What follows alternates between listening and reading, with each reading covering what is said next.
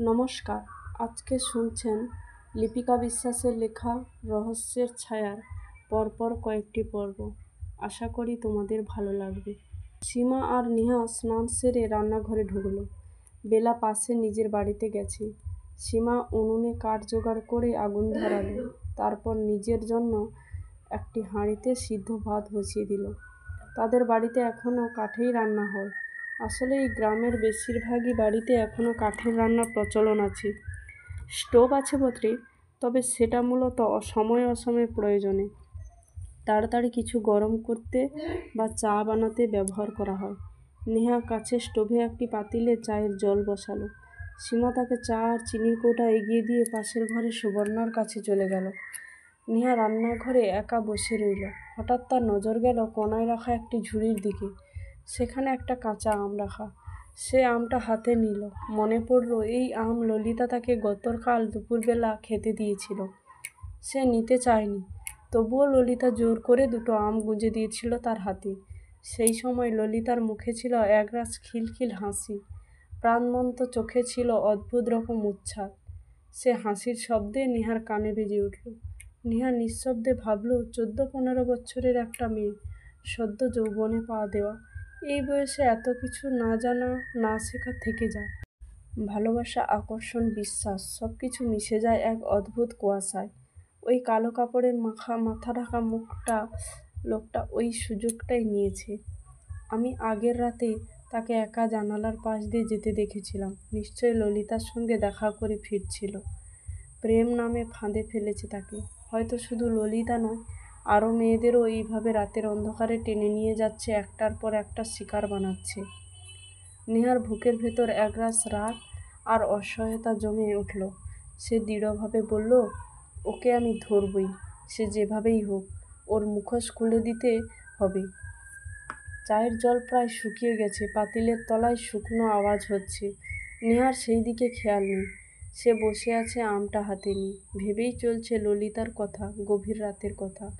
সীমা ফিরে এসে দেখে চায়ের জল পুরো শুকিয়ে গেছে। সে তাড়াতাড়ি স্টোভের আগুনটা কমিয়ে দিয়ে বলল, জলটা তো পুরো শুকিয়ে গেছে, এখনও চটি জুতোটার কথাই ভাবছিস? নেহা একটু চমকে উঠল। তারপর পাতিলে আবার জল ঢেলে চিনি আর পাতা দিতে দিতে ধীরে ধীরে বলল, ললিতার কথা মনে পড়ছে। মেয়েটা কালই কত যত্ন করে দুটো আম দিয়েছিল আমাকে। কে ভেবেছিল এমন কিছু হবে? আমি নিশ্চিত গভীর রাতে কালো কাপড়ে ঢাকা লোকটির সঙ্গে সে গিয়েছিল। সে ললিতাই ছিল। আমার জন্যই মেয়েটাকে হারাতে হলো। যদি আমি তখন চিৎকার করে লোকজন ডাকতাম, তাহলে হয়তো। নেহা আর কিছু বলতে পারল না। কণ্ঠ ধরে এলো। সে কান্নায় ভেঙে পড়ল। সীমা অবাক হয়ে তাকিয়ে বলল, তোর কথার মাথামুন্ডু কিছুই বুঝতে পারছি না আমি। গভীর রাতে কোন লোকটা? কোথা দিয়ে গেল? আর তোর জন্য ললিতা কেন হারিয়ে যাবে? খুলে বল সবটা, নেহা। নেহা নিজেকে সামনে চোখের জল মুছে শান্ত কণ্ঠে বলল, আগের দিন গভীর রাতে কারেন্ট চলে গিয়েছিল। গরমে জানালাটা খুলেছিলাম। হঠাৎ একজন লোককে জানালার পাশ দিয়ে বাড়ির সামনের দিকে হেঁটে যেতে দেখেছিলাম।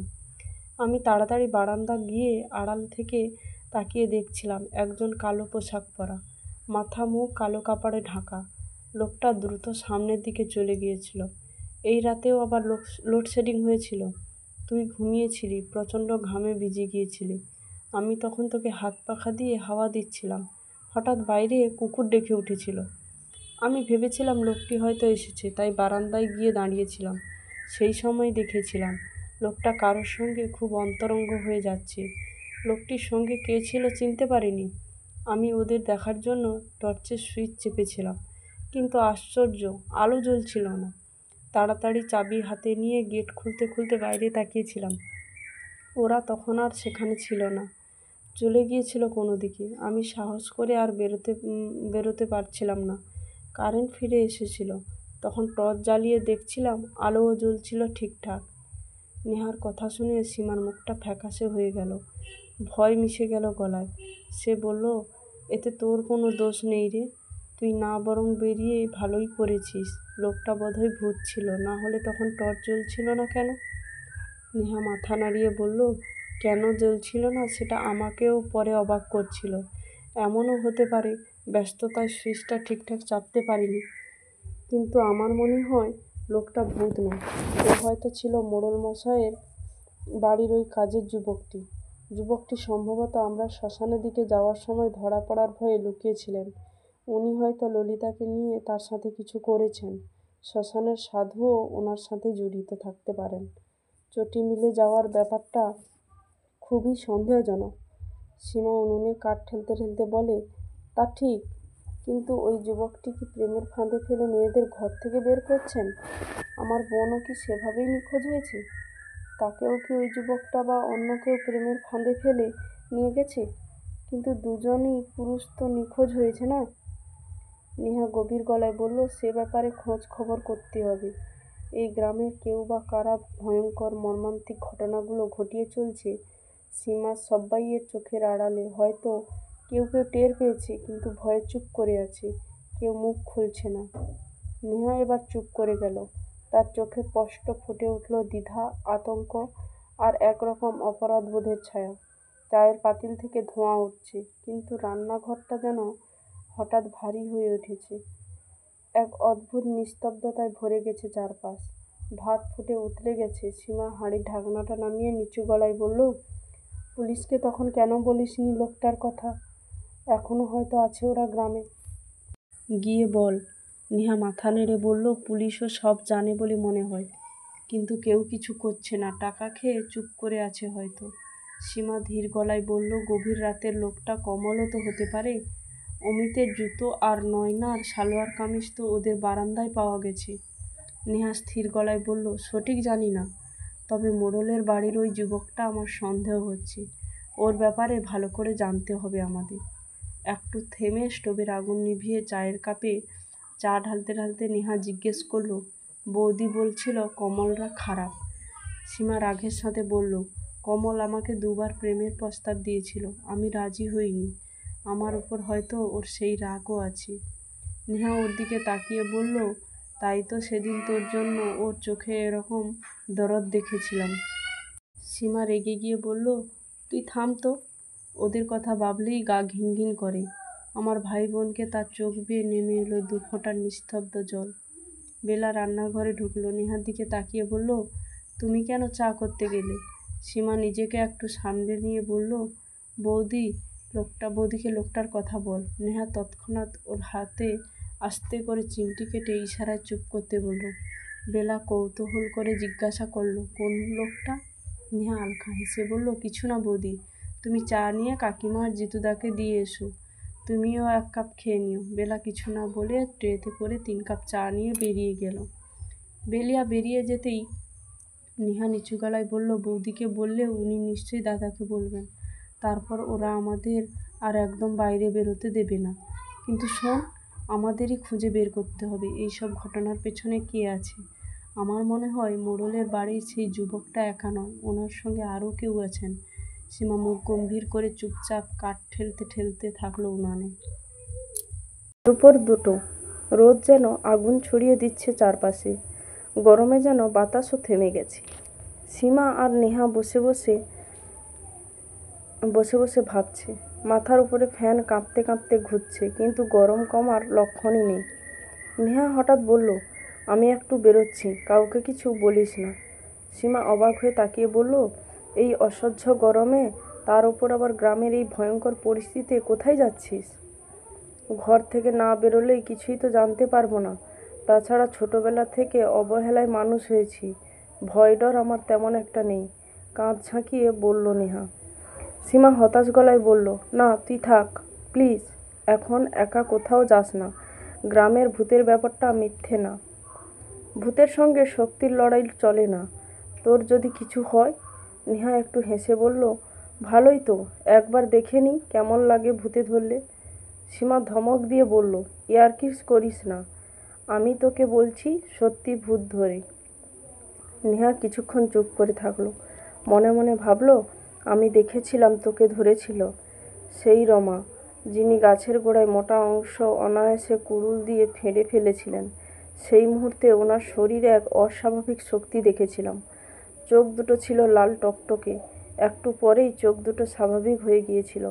ওনার ওপর কি ভূত ভর করেছিল? কেমন আছেন তিনি এখন? একবার দেখে আসা দরকার। সীমা নেহার কাঁধে হালকা না হাত নেড়ে বলল, কি ভাবছিস? কিছু না, মাথা নাড়িয়ে বলল নেহা। শোন, যদি ভূতে ধরে তাহলে তোদের মোড়লকে ডাকিস। উনি তো তোদের কাছে ভগবান। কারোর ওপর ভূতের ভর করলে মন্ত্র পড়ে ছাড়িয়ে দেন, এমনকি ভাঙা হাত পাও ঠিক করে দেন। ভাবছি ইঞ্জিনিয়ারিং পড়া ছেড়ে ওনার কাছে মন্ত্রতন্ত্র শিখব, তারপর সবাইকে সুস্থ করে আমিও ভগবান হয়ে যাব। সীমা বলল, উনি আছেন বলেই গ্রামের গরিব মানুষগুলো বেঁচে আছে। ডাক্তার, হাসপাতাল এখান থেকে অনেক দূর। অত দূরে গিয়ে চিকিৎসা করানোর ক্ষমতাও নেই সবার। মোড়ল মশাই টাকা না চেয়ে কাজ করেন, যে যা দেয় তাই নেন। খুব গরিব হলে টাকা নেন না কারো কাছ থেকে। উনি কতদিন ধরে এসব করছেন? জানতে চাইল নেহা। সীমা বলল, ছোটবেলা থেকেই দেখে আসছি উনি মন্ত্রতন্ত্র, ঝাড়ফুঁক, মাদুলি এসব দিয়েই চিকিৎসা করেন। ওনার বাবাও একই কাজ করতেন, জল পড়া মন্ত্র উচ্চারণ করে ছোটোখাটো অসুখ সারাতেন। এমনকি হাত পা ভাঙাও কারো কারো ঠিক করে দিতেন। তবে তখন সময় লাগতো। পায়ে লতাপাতা জড়িয়ে কী সব করতেন। কিন্তু গত 4-5 মাস ধরে উনি সঙ্গে সঙ্গেই সব রোগ সারিয়ে দিচ্ছেন। শুনেছি মা কালী স্বপ্নে এসে ওনাকে মন্ত্রতন্ত্র আর চিকিৎসার পদ্ধতি শিখিয়ে দিয়েছেন। এখন উনি সেভাবে চিকিৎসা করেন। দেখেছিস তো তুই? নেহা চুপচাপ শুনছে, তারপর বলল, আমিও শুনেছি স্বপ্নদেশ পেয়ে কেউ কেউ অসুখ সারায়, কিন্তু কখনো বিশ্বাস করতে পারিনি। আজ তোদের গ্রামে এসে নিজের চোখে দেখলাম, দেখেও যেন বিশ্বাস হচ্ছে না। যাই হোক, মোড়লের বাড়ির কাজের লোকের ওই যুবকটির ব্যাপারে একটু জেনে আসি। সীমা চিন্তিত হয়ে বলল, যাস না, দিন দুপুরে কত কি হচ্ছে।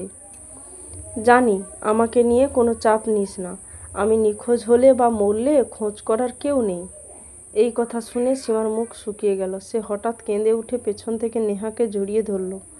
কি হলো? হঠাৎ জড়িয়ে ধরলি কেন? বিস্ময়ে জিজ্ঞাসা করল নেহা। সীমা কাঁপা গলায় বলল, আমি কি তোর কেউ নই? তোর কিছু হলে আমার কষ্ট হবে না? নেহা একটু হেসে বলল, তাই কখন বলেছি? তাহলে প্রায়ই বলিস কেন আমার কিছু হলে কেউ খোঁজ নেবে না, কারো কিছু এসে যাবে না? এসব কথা শুনে আমার খারাপ লাগে। নেহা এবার ওর দিকে ফিরে চোখ রেখে বলল, আচ্ছা, আর বলবো না, ভুল হয়ে গেছে। আমি তো জানি তুই আমাকে খুব ভালোবাসিস। আমিও তোকে ভীষণ ভালোবাসি। আমাদের এই বন্ধুত্ব কখনো নষ্ট করব না আমরা। যতই বিপদ আসুক আমরা একে অপরের পাশে থাকবো আর একে অপরকে খুশি রাখার চেষ্টা করব। এবার নেহাও সীমাকে শক্ত করে জড়িয়ে ধরল। কিছুক্ষণ এভাবে কাটার পর নেহা হালকা হেসে বলল, ছাড় এবার, আমি তো তোর ইয়ে নই যে এত জড়িয়ে ধরতে হবে। সীমা চোখ গোল গোল করে বলল, ইয়ে মানে? নেহা হালকা হেসে বলল, ইন্দ্র। সীমা লজ্জা পেয়ে মুখ ঘুরিয়ে নিয়ে বলল, ওর সঙ্গে তো আমার কোনো সম্পর্ক গড়ে ওঠেনি। নেহা ঠাট্টা করে বলল, এবার উঠবে, ইন্দ্রিয় তোকে লাইক করতে। যাই, চললাম। নেহা উঠে দাঁড়ালো। সীমা বলল, তাড়াতাড়ি ফিরিস কিন্তু। ওকে। বলে নেহা দরজার কাছে গিয়ে বারান্দায় উঁকি দিল। চারপাশে তাকিয়ে দেখল কেউ নেই। এরপর সে ধীরে ধীরে বারান্দা পেরিয়ে উঠোনে নামল। উঠোনেও কেউ নেই। নির্জন দুপুরে শুধু গরম হাওয়ার শোঁ শোঁ শব্দ। সে দ্রুত পায়ে চলতে শুরু করলো। সে হাঁটতে হাঁটতে কিছুটা দূরে গেল। হঠাৎ এক জায়গায় থেমে গেল তার পা। একটা বাড়ি থেকে আসা চাপা কান্নার আওয়াজ ভেসে এলো কানে। কান্নায় ভরা সেই শব্দ আছে অসহায়তা আর ধ্বংসের ছায়া। নেহার মন কেমন করে উঠল। সে বুঝতে পারল এই বাড়িতে কোনো না কোনো ভয়াবহ কিছু ঘটেছে। সে দ্বিধা না করে দ্রুত পায়ে বাড়িটার দিকে এগিয়ে গেল। বারান্দার সামনে এসে সে দেখল একজন বৃদ্ধ খোলা বারান্দায় বসে আছেন। চোখের জলে ভেজা মুখ, দুহাত ছুঁড়ে কাঁদছেন আর নিজের বুক চাপড়াচ্ছেন। তার পাশে একজন চুপচাপ মুখ ভার করে বসে থাকা বৃদ্ধা। নেহা বুঝে গেল এ ওনার স্ত্রী। বারান্দায় ওঠার সিঁড়ির পাশে দাঁড়িয়ে আছে 2-3 জন মানুষ, চুপ করে সব কিছু দেখছে। নেহা তাদের মধ্যে এক মহিলার দিকে এগিয়ে গিয়ে নিচু গলায় জিজ্ঞাসা করল, এই বাড়ি থেকে কি কেউ নিখোঁজ হয়েছে? মহিলাটি মাথা নাড়িয়ে বলল, না, কেউ নিখোঁজ হয়নি। বাড়ির কাউকে কিছু না বলে জমি জায়গা সব বুড়ো একজনকে লিখে দিয়েছে। এখন অস্বীকার করছে। ওনার কি ভুল হয়ে যাওয়ার রোগ আছে? না, বয়স হলে মানুষ একটু আধটু ভুলে যায়। তাই বলে জমি লিখে দিয়ে কি করে ভুলে যায়? মিথ্যা কথা বলছে বুড়ো। এদিকে বৃদ্ধ বুক চাপড়ে ছিন্ন গলায় বলতে লাগলেন, সব শেষ হয়ে গেছে রে, জমি জায়গা ফসলের মাঠ কিছুই আর নেই। কিভাবে বাঁচবো এখন, কি খাবো আমরা? বৃদ্ধার চোখে আগুন, গলায় ক্ষোভ। জমি যদি না বেচো তাহলে এমনি এমনি কিভাবে জমিটা অন্যের নামে চলে গেল? আমাদের কিছু না জানিয়ে জমি বেচে দিলে কেন? সেই টাকাগুলো নিয়ে কি করলে তুমি? বৃদ্ধ অসহায় মাথা নাড়িয়ে বললেন, বলছি তো আমি জমি লিখে দিইনি। জানি না কিভাবে হয়ে গেছে। কেন, কিছু মনে নেই আমার। বৃদ্ধা এবার রেগে উঠে দাঁড়িয়ে বললেন, তুমি ছেলে দুটোকে পথে বসিয়ে দিলে। মাথার ওপর ছাদ আছে ঠিকই, কিন্তু পায়ের তলায় মাটি নেই। আর না খেয়ে মরো এবার। বৃদ্ধ বলল, জাল দলিল করেছে আবির। এই সময়ে ঘরের ভিতর থেকে বেরিয়ে এলো একজন লোক, বৃদ্ধের বড় ছেলে। সে গলা চড়িয়ে বলল, জাল দলিল বললেই হবে? সব রেকর্ড আছে আবিরের নামে, রেজিস্ট্রির দলিল, তোমার আঙুলের ছাপ, সাক্ষীর সই, রেজিস্ট্রার অফিসের নথি, এমনকি মিউটেশন কাগজও আছে। আবির বলছে তুমি নিজের হাতে জমি লিখে দিয়েছ, আর এখন বলছো কিছু জানো না? পাশ থেকে একজন মধ্যবয়স্ক লোক বলে উঠল, হ্যাঁ, আমি নিজে সাক্ষী ছিলাম সেই দলিলে। তোমার সামনেই তো সব হলো। বৃদ্ধের ছোট ছেলেটাও রাগে ফেটে পড়ল। 4 মাস হলো নতুন জমি লিখে দিয়েছ, টাকার দরকার ছিল আমাদের বলতে পারতে। আমরা 2 ভাই বাইরে কাজে গিয়েছিলাম, আর সেই ফাঁকেই তুমি 10 বিঘে মাঠের জমি সব বিক্রি করে দিলে। এখন এই বাড়িটা ছাড়া আর কিছুই নেই বলে ছোট ছেলে রাগে অন্যদিকে চলে গেল। বৃদ্ধ নিশ্চুপ হয়ে পড়ে থাকলেন। তারপর ফাঁকা চোখে বললেন, কি করে বোঝাবো তোদের? আমি জানি না কিভাবে এসব হয়ে গেল। নেহা পুরো ঘটনাটা চুপচাপ শুনছে। তার বুকটা ভার হয়ে এলো। ওর মনে হলো বৃদ্ধ মিথ্যা কথা বলছেন না। তার চোখের ভাষা, কণ্ঠের কম্পন, মুখের অসহায়তা, সব মিলিয়ে মনে হলো তিনি সত্যিই বলছেন কিচ্ছু জানেন না। কিন্তু এমনটা হলো কিভাবে? এই বয়সে তিনি নিজের স্ত্রীর সাথে আলোচনা না করেই কিসের প্রয়োজনে জমি বেচবেন? এই ভাবনা তার মাথায় ঘুরপাক খেতে লাগলো। কিছুক্ষণ সেখানে দাঁড়িয়ে থেকে নেহা আস্তে আস্তে পা বাড়ালো মোড়লের বাড়ির দিকে, ভেতরে একটা অদ্ভুত প্রশ্ন আর অস্বস্তি নিয়ে। নেহা ধীরে ধীরে হাঁটছে। তীব্র রোদের তাপে গাছের পাতাগুলো পর্যন্ত নিস্তব্ধ হয়ে আছে। বাতাস নেই, নড়াচড়া নেই। চারপাশে থমকে থাকা এক অদৃশ্য চাপা উত্তাপ। রাস্তাটা একেবারে ফাঁকা।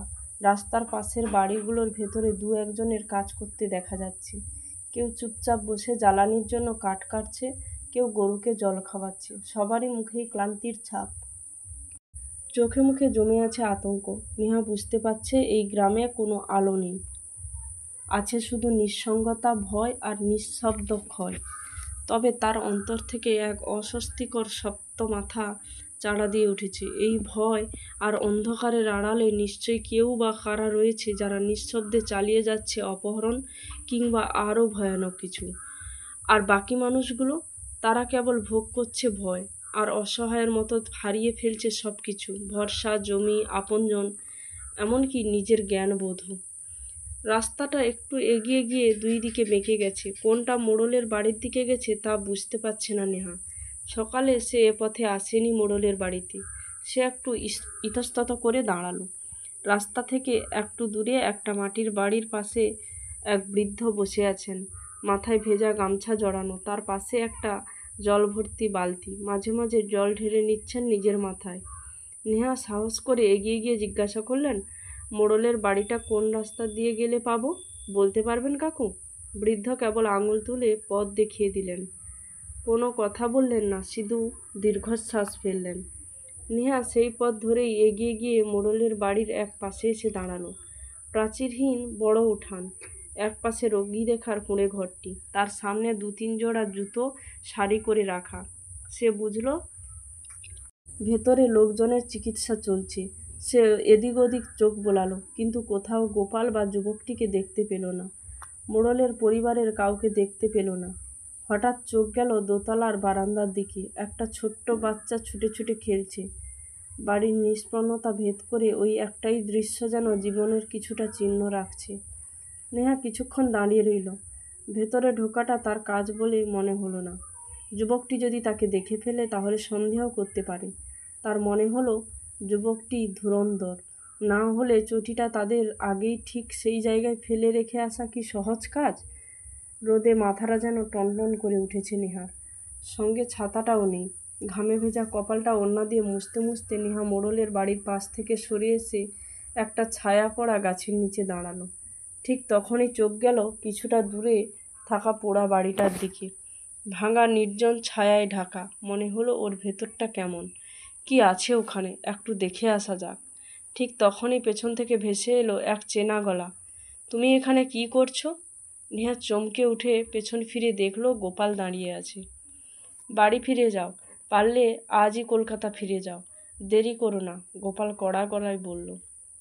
গোপালের কাছে সে যুবকটি সম্পর্কে জানতে যাবে এমন সময় তার মনে হলো যদি গোপাল গিয়ে যুবকটিকে তার কথা বলে দেয় তাহলে তো বিপদ। যুবকটি নিশ্চয়ই তখনই সতর্ক হয়ে যাবে।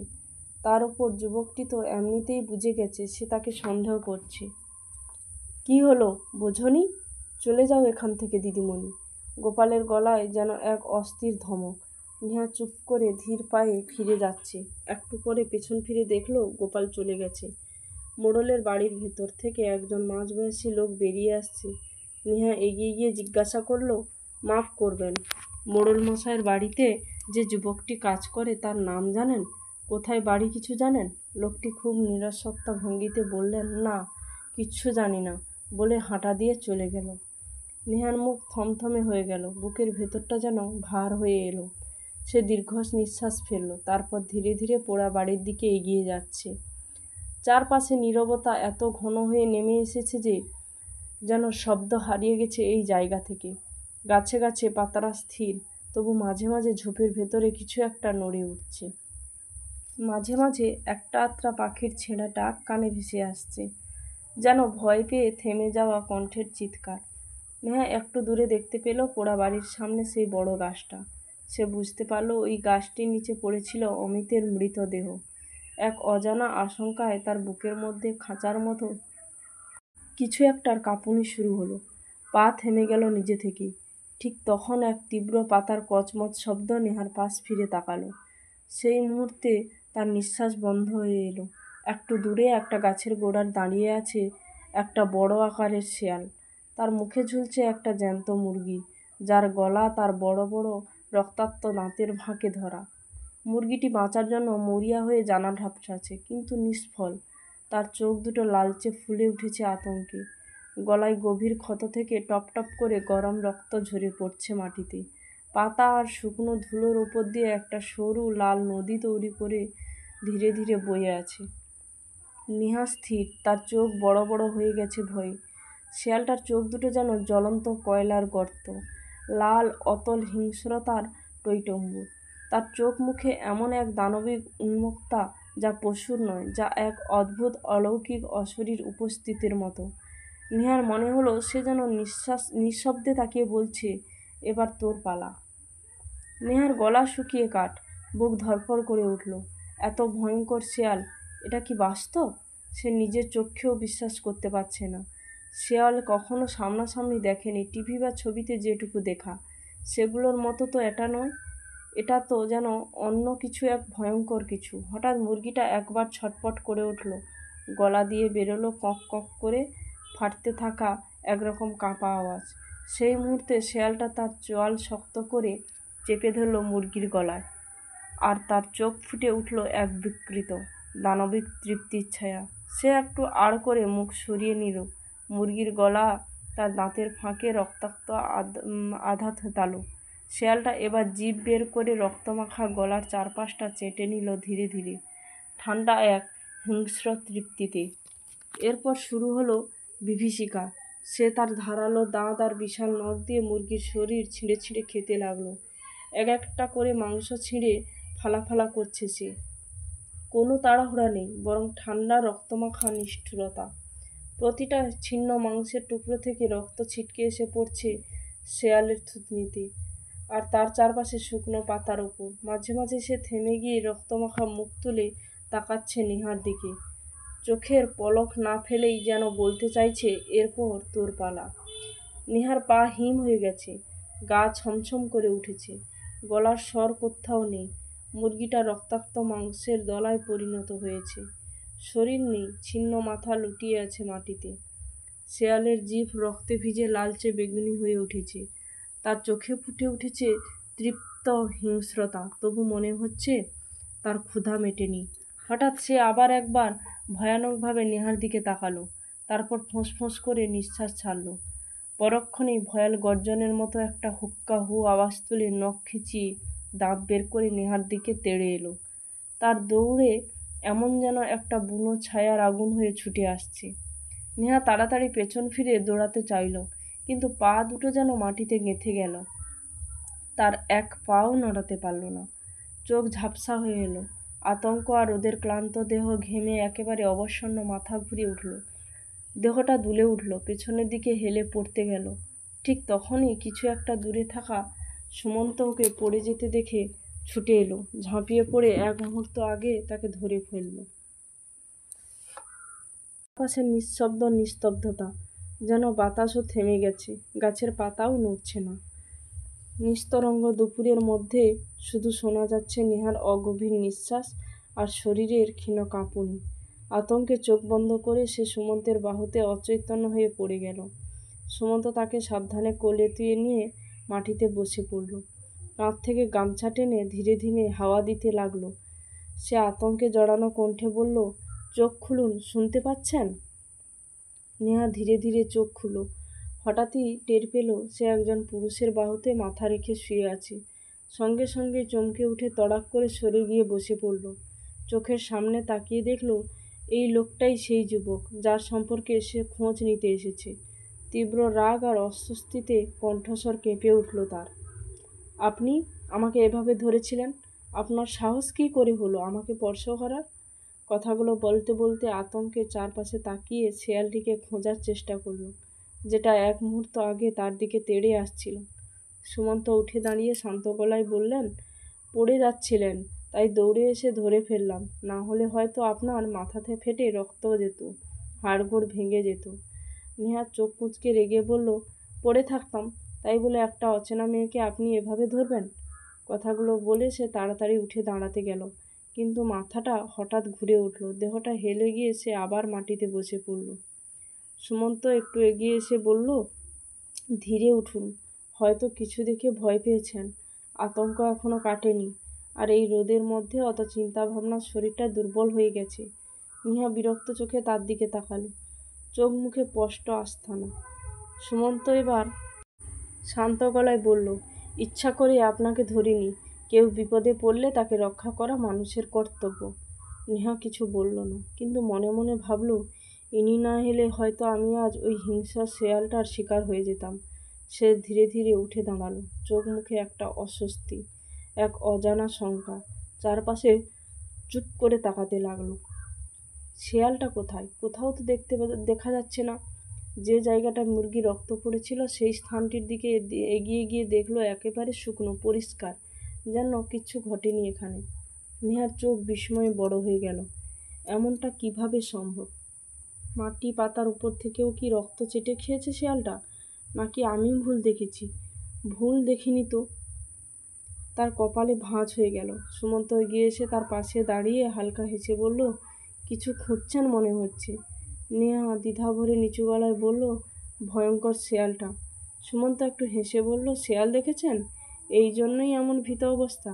এখানে গাছপালা, ঝোপ জঙ্গল, শেয়াল থাকাই স্বাভাবিক। গ্রামে তো প্রায় শেয়াল বেরোয়। কেউ হাঁস মুরগি ছেড়ে রাখলে ওরা সুযোগ পেয়ে খাওয়ার জন্য নিয়ে যায়।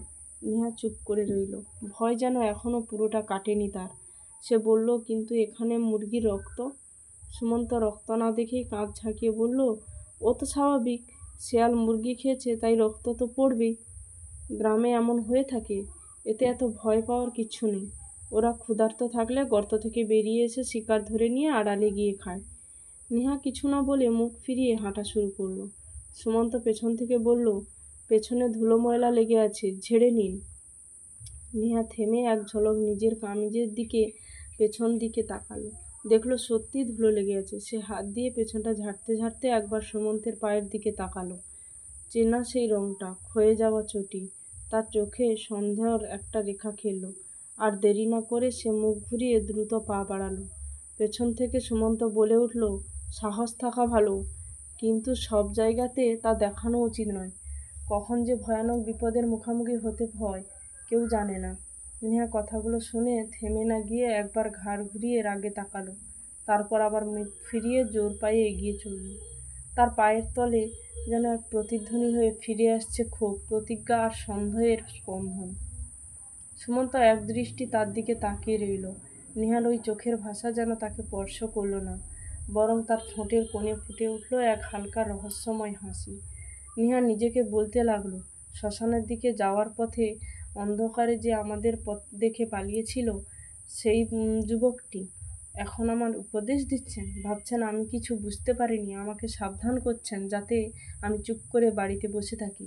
উনি ভাবছেন আমি ভয় পেয়ে যাব, দমে যাব, কিন্তু না, আমি ওনার মুখোশ খুলে দেবই।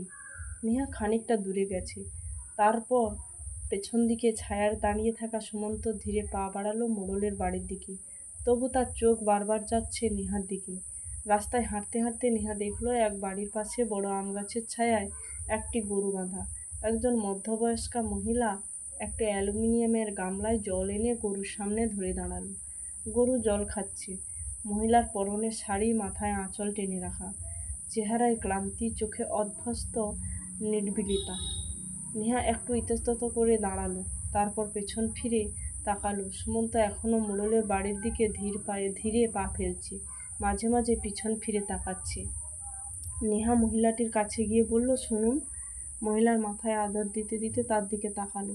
নেহা সুমন্তর দিকে আঙুল তুলে ইশারা করে নিচু গলায় বলল, মহিলাটিকে জিজ্ঞাসা করলো, মোড়ল মশাইয়ের বাড়িতে ওই যুবকটা কাজ করছে, ওনার নাম কি, বাড়ি কোথায়?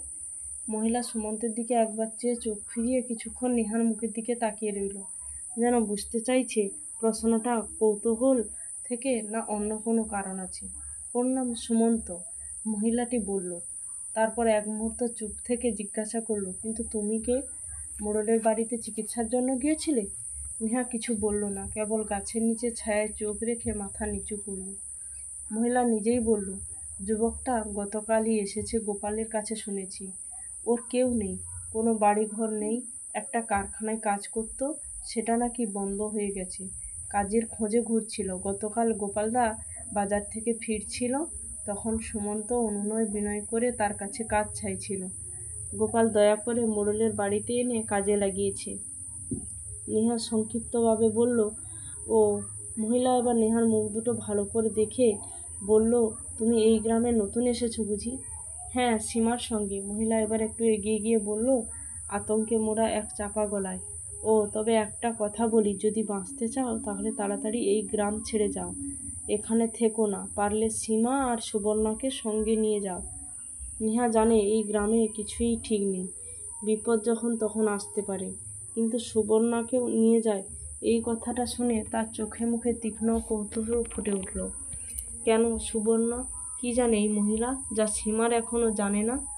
কিন্তু মহিলা আর কিছু বলল না, শুধু একবার গভীরভাবে নেহার দিকে তাকিয়ে নীরবে গরুর কপালে হাত বুলিয়ে আদর করল। তারপর বালতি হাতে নিয়ে ধীরে ধীরে বাড়ির ভেতর ঢুকে গেল। নেহা কিছুক্ষণ অন্যমনস্কভাবে দাঁড়িয়ে রইল। গরুটা তার দিকে তাকিয়ে যেন একবার ধীরে মাথা নাড়ালো, কোনো অলৌকিক ইশারার মতো। তারপর আবার দাঁড়িয়ে রইল চুপচাপ, হু হু করে নিঃশ্বাস ছাড়তে ছাড়তে। নেহা ধীরে ধীরে হাঁটা শুরু করলো। মাথার ভেতরে ঘুরপাক খাচ্ছে একগাদা প্রশ্ন। এই মহিলা কি শুধু এই ভয়ঙ্কর পরিস্থিতির জন্য সীমা ও সুবর্ণাকে সরিয়ে নিতে বলছেন, নাকি তাদের পরিবারের ওপর আবারও কোনো অশুভ ছায়া নেমে আসতে চলেছে, যার পূর্বাভাস তার চোখে পড়ে গেছে? বিকাল হয়ে আসছে, রোদের তেজ কিছুটা কমেছে, সূর্য পশ্চিমে হেলে পড়েছে, আকাশে লালচে আভা ছড়িয়ে পড়েছে, চারপাশে বইছে হালকা স্নিগ্ধ হাওয়া। নেহা বাড়ির কাছাকাছি এসে গেছে, তার মনটা খারাপ হয়ে আছে। সে ভাবল দেরি হয়ে গেছে, আজ আর রমা মহিলার খোঁজ নিতে যাওয়া ঠিক হবে না। জিতুদা আর বেলা বৌদি এতক্ষণে কি বুঝে ফেলেছেন যে আমি বেরিয়েছি? যদি জানতে পারেন যে আমি তাদের বারণ না শুনেই বেরিয়েছি, তাহলে নিশ্চয়ই খুব রাগ করবেন। তাই এখন বাড়ির ভেতরে চুপচাপ ঢুকে যাওয়াই ভালো। হঠাৎ সে দেখল তার পাশ কাটিয়ে সুজিত হেঁটে যাচ্ছে, চুপচাপ, মুখ ভার, চোখে ক্লান্তি। নেহা বলল, কোথায় গিয়েছিলে ভাই? সুজিত পেছন ফিরে নেহার দিকে তাকিয়ে ভারী গলায় বলল, থানায়। তার মুখের করুণ চেহারা দেখে নেহার কষ্ট হলো।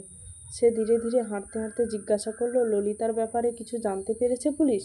সুজিত ধীর গতিতে হাঁটতে হাঁটতে মাথা নেড়ে বলল, না, জানি না, ওরা পারবে না। অন্য নিখোঁজ মানুষগুলোর খবর এখনও পায়নি, তাই এটাও পাবে না। গলা যেন আটকে এলো তার। কথা শেষ না করেই সে জোরে হাঁটা দিল। পেছন ফিরে তাকালো না, কিন্তু তার হেঁটে যাওয়া দেখে বোঝা যাচ্ছে বুক ভরা কষ্ট নিয়ে সে এগিয়ে যাচ্ছে। নেহা ভাবলো, রাতের কালো পোশাক পরা লোকটির কথা ওকে কিছু বলবে। ভাবতে ভাবতে সে তাকালো সুজিতের দিকে। ও অনেকটা দূর চলে গেছে। নেহা তাকে আর ডাকলো না, দীর্ঘশ্বাস ফেলল।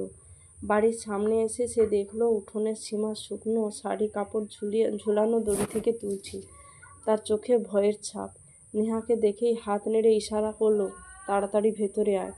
নেহা তার কাছে গিয়ে ফিসফিস করে বলল, কেউ বুঝতে পারেনি? সীমা বলল, না, বেলা বৌদি নিজেদের বাড়িতে গেছে, ঘরে চল। দুজনে চুপচাপ বারান্দা পেরিয়ে ঘরে ঢুকে দরজা হালকা টেনে দিল। সীমা শুকনো কাপড়গুলো খাটের একপাশে রাখলো। তারপর খাটে বসে ফিসফিস করে বলল, মোড়ল মশাইয়ের বাড়িতে যে নতুন কাজের যুবকটা এসেছে, তার সম্পর্কে কিছু জানতে পারলি?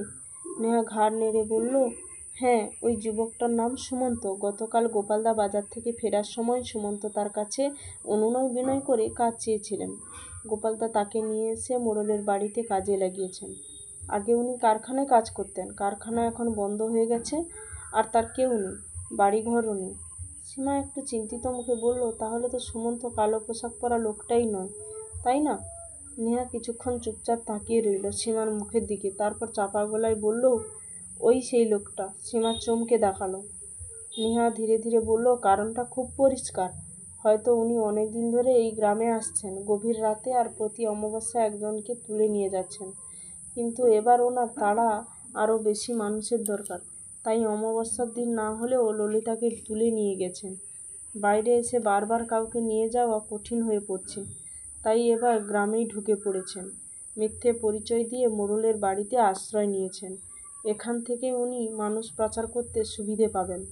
সীমা ফিসফিসিয়ে বলল, কি বলছিস তুই? নেহা স্থির গলায় বলল, আমি প্রায় নিশ্চিত সুমন্ত ওই কালো পোশাক পরা লোকটা। সেদিন শ্মশানের দিকে যাওয়ার সময় আমি যাকে দেখেছিলাম, সেই ললিতাকে হয়তো কারো হাতে তুলে দিয়ে ফেরার সময় আমাদের দেখে গাছের আড়ালে সরে গিয়েছিলেন। আর ওই চটির ব্যাপারটা ভাব, কিভাবে একটা পুরনো চটি যেটা আমরা শ্মশানের কাছে পেয়েছিলাম একেবারে মিলে গেল সুমন্তের পায়ের চটির জুতোর সঙ্গে। ভাবছি কাল সকালে আরেকবার শ্মশানের দিকটায় গিয়ে দেখব চটিটা এখনও ওখানে আছে কিনা, কারণ এখনও দেখে এলাম ও একই ধরনের চটি জুতো সুমন্তর পায়ে। সীমা চুপচাপ থেকে বলল, কিন্তু বাইরে একজন লোক কিভাবে ললিতার মতো মেয়ের সঙ্গে প্রেম করলো? ও তো কখনো একা বেরোতো না। আর শুধু ললিতা নয়, অন্য যারা নিখোঁজ তারাও তো বাড়ির ভেতরেই ছিল। বিবাহিত মহিলারা, পুরুষরাও। তাদের কিভাবে ঘর থেকে বের করলো? নেহা গভীর দৃষ্টিতে তাকিয়ে বলল, এসব প্রশ্নের উত্তর বের করতেই হবে। কথা বলতে বলতে নেহা চুপচাপ মোবাইলটা হাতে তুলে নিল। নেট চালু করে গুগলে গিয়ে শেয়ালের ছবি লিখে সার্চ করলো। একের পর এক ছবি স্ক্রিনে ভেসে উঠছে। বিভিন্ন প্রজাতির শেয়াল, তাদের গায়ের রং, মুখের গঠন, দাঁতের গড়ন, চোখের ভাব, ডাকের ধরন। কি খুঁজছিস? জিজ্ঞাসা করলো সীমা। একটু কৌতূহলী হয়ে কাত হয়ে তাকালো নেহার ফোনের স্ক্রিনে। সে অবাক হয়ে বলল, তুই শেয়ালের ছবি দেখছিস কেন? দরকার আছে, কাঁধ নাড়িয়ে বলল নেহা। তার চোখ ছিল স্ক্রিনে, একটার পর একটা ছবি ঘাঁটছে। কোনটায় দাঁতের গড়ন পরীক্ষা করছে, কোথাও কান খাড়া আছে, কোথাও চোখ যেন আলো জ্বলছে। এই সময় পাশের ঘর থেকে সুবর্ণার কাপা গলা ভেসে এলো, সীমা। সীমা তাড়াতাড়ি পাশের ঘরে এলো। সুবর্ণা বিছানায় বসে আছে। সে বলল, জিতু এসেছে? না মা, এখনো আসেনি। এখনো নয়নার কোনো খবর পেল না বুঝি? এই কথা বলেই সে হঠাৎ কান্নায় ভেঙে পড়ল। সীমা তার কাঁধে হাত রেখে বলল শান্ত গলায়, বোনকে পাবে মা, তুমি একটু শুয়ে বিশ্রাম নাও, দাদা রোজ থানায় যাচ্ছে। এই সময় বেলা ঘরে ঢুকলো। বলল, কাকিমা আবার কাঁদতে বসেছ? নয়নাকে পাওয়া যাবে। সীমার দাদা রোজই থানায় গিয়ে খবর নিচ্ছে। ওর সালোয়ার কামিজে রক্ত ছিল, কেউ ওর সাথে খারাপ কিছু করেছে বলে কেঁদে উঠল সুবর্ণা। সীমা আর বেলা তাকে শান্ত করলো। তারপর সীমা ঘরটা একটু গুছিয়ে রেখে পাশের ঘরে নেহার কাছে ফিরে এলো। দেখলো নেহা এখনো ফোন ঘাঁটছে, শেয়ালের ছবি ঘুরে ঘুরে দেখছে। সীমা জিজ্ঞাসা করলো, তুই কি বাইরে থেকে শেয়াল দেখে এসেছিস? নেহা মাথা নাড়ল। হ্যাঁ, কিন্তু আমি যেমনটা দেখেছিলাম তেমন বড় আর ভয়ঙ্কর শেয়াল ছবিতে পেলাম না। কোথায় আর কেমন শেয়াল দেখেছিস? নেহা নিচু গলায় ধীরে ধীরে ঘটনাটা বলল। পোড়া বাড়ির কাছে শেয়ালের মুরগি ছিঁড়ে খাওয়া, তার দিকে নখ খিঁচিয়ে দাঁত বের করে ছুটে আসা, অচৈতন্য হওয়া, চোখ খুলে সুমন্তকে দেখা, সব বলল। সীমার মুখ শুকিয়ে গেল। সে চোখে আতঙ্কে ফুটে উঠল। ফিসফিস করে বলল, সুমন্ত না এসে পড়লে কি হতো বলতো? ওটা তো শেয়াল ছিল না, ভূত ছিল। নেহার মনেও হয়েছে অন্য কিছু। সীমার গলা রুদ্ধ হয়ে এলো। সে ধীরে ধীরে বলল, নেহা তুই আর একা কোথাও যাবি না প্লিজ। নেহা চোখ সরিয়ে জানালার বাইরে তাকালো। সন্ধ্যা নেমে এসেছে। রাতের খাওয়া সেরে সবাই শুয়ে পড়ল। আজ আবার কারেন্ট চলে গেল। ভ্যাপসা গরম, নিঃশ্বাস নেওয়াই কষ্ট। অনেক রাত হয়ে গেছে, কিন্তু নেহা আর সীমার ঘুম নেই। জানালা বন্ধ, গরমে তারা হাঁসফাঁস করছে। নেহা বলল, তোদের গ্রামে তো বেশিরভাগ সময় কারেন্ট থাকে না, রোজ রাতে কারেন্ট চলে যায়। অন্ধকার আর গরমে এখানকার অবস্থা একেবারে সহ্য সীমার বাইরে। সীমা চুপ, কিচ্ছু বলল না। অমিত আর নয়নার কথা মনে পড়ছে, চোখ দিয়ে জল গড়াচ্ছে। নেহা ফিসফিস করে বলল, ঘুমিয়ে পড়লি? তারপর সে টর্চের আলো ফেলে দেখলো সীমা কাঁদছে। নেহা তার কাঁধে হাত রেখে বলল, কাঁদিস না। তারপর হাত পাখা তুলে নিয়ে সীমাকে হাওয়া দিতে দিতে সান্ত্বনা দিতে লাগলো। হঠাৎ তারা কুকুরের একটা তীক্ষ্ণ ডাক শুনতে পেল। নেহার বুক ধক করে উঠল। তার মনে হলো কালো পোশাক পরা সেই লোকটা, সে কি আজ আবার এসেছে? তাড়াতাড়ি টর্চটা হাতে নিয়ে নেহা ছুটে এলো বারান্দায়। নেহা তাকালো সামনের দিকে। সীমাদের বাড়ির সামনে রাস্তার একপাশে একটা গাছের নিচে অন্ধকারে কে যেন দাঁড়িয়ে আছে, স্থির নিঃশব্দ ছায়ার মতো। নমস্কার, আজকে শুনলেন লিপিকা বিশ্বাসের লেখা রহস্যের ছায়ার গল্পের কয়েকটি পর্ব। আশা করি তোমাদের ভালো লাগবে। ধন্যবাদ।